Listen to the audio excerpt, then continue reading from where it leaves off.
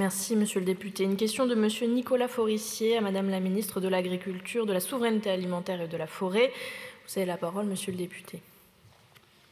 Merci beaucoup, madame la présidente. Je regrette que la ministre de l'Agriculture, quelle que soit la qualité des représentants du gouvernement ici présents, ne soit là elle-même sur des sujets, et je m'associe aux propos de mon collègue sur l'abattoir de Blancafort, sur des sujets qui sont majeurs. Je voudrais, madame la ministre, que vous transmettiez à madame la ministre de l'Agriculture les préoccupations des élus, des éleveurs, des agriculteurs de ce que l'on appelle les zones intermédiaires en agriculture, qui constituent une grande partie de notre territoire du sud au nord-est, et qui sont des zones qui produisent un peu de tout, mais avec des rendements qui ne sont pas du tout les mêmes que ceux des grandes régions céréalières ou des zones extrêmement favorisées, voire même des zones de montagne qui bénéficient de dispositifs particuliers. Alors vous savez que nous avons aujourd'hui une urgence dans ces zones intermédiaires en particulier, parce que la situation devient dramatique.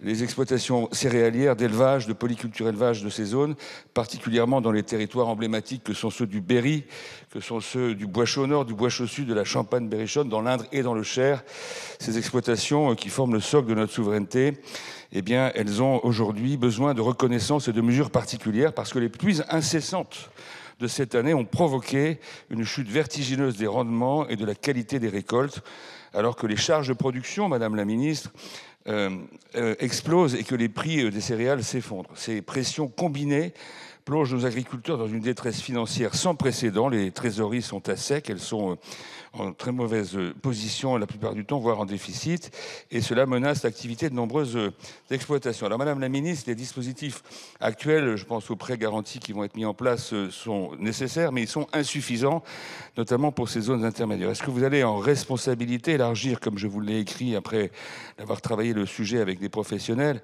l'indemnité compensatoire de handicap naturel aux exploitations céréalières des zones intermédiaires, avec un montant de 70 € par hectare plafonné à 75 hectares, ne serait-ce que pour une année ou deux, de petite façon exceptionnelle. Deuxièmement, est-ce que vous envisagez également de revaloriser l'ICHN pour les éleveurs et d'adapter les critères d'accès à l'indemnisation de solidarité nationale ISN afin de garantir la compétitivité et l'avenir de ces exploitations? Et je m'associe à ce que disait d'ailleurs François Cormier-Bouligeon. Est-ce que nous allons rétablir l'ICHN là où cette ICHN a été injustement supprimée il y a plusieurs années? Il faut, madame la ministre, des mesures puissantes, des mesures concrètes, rapidement. Je vous l'ai dit, la trésorerie des exploitations est en très mauvaise posture, et c'est aujourd'hui le désespoir et une grande inquiétude qui sont là plus que jamais. On a besoin de mesures puissantes et concrètes, et non pas seulement de mesures habituelles. Merci, monsieur le député. La parole est à madame la ministre Parmentier-Lecocq. Merci, madame la présidente. Monsieur le député, je vais répondre au nom de madame la ministre de l'Agriculture, qui vous prie de l'excuser de ne pas être là en personne, mais qui est auprès de nos agriculteurs et qui m'a chargé de vous transmettre les éléments suivants. L'indemnité compensatoire de handicap naturel permet d'apporter un soutien à l'agriculture dans les zones où les conditions d'exploitation sont structurellement difficiles. Pour autant, les conditions d'octroi de cette aide sont encadrées par la réglementation européenne. Au sens des règles européennes, les difficultés économiques conjoncturelles que connaissent plusieurs filières agricoles ne peuvent constituer en elles-mêmes un handicap qui permettrait de justifier l'octroi d'un soutien au titre de l'ICHN. Afin de répondre aux défis de l'agriculture en zone intermédiaire, la déclinaison française de la PAC prévoit 2 mesures agro-environnementales et climatiques spécifiquement adaptées à ces zones. Les montants d'aide prévus sont de 92 € par hectare pour les grandes cultures et 57 € par hectare pour la polyculture élevage. Concernant l'indemnisation des conséquences des aléas climatiques, la solidarité nationale a pu être mobilisée pour les pertes de récoltes subies par les agriculteurs. L'ouverture du dispositif a été validée dans une trentaine de départements et les agriculteurs peuvent déjà transmettre leur demande d'indemnisation. Enfin, pour les agriculteurs ayant besoin d'un appui en termes de trésorerie, le gouvernement vient d'annoncer 2 types d'aides sous forme de prêts de court ou moyen terme. Les premiers prêts seront accordés dès la fin de cette année et seront délivrés par les banques d'ici la fin de l'année 2024.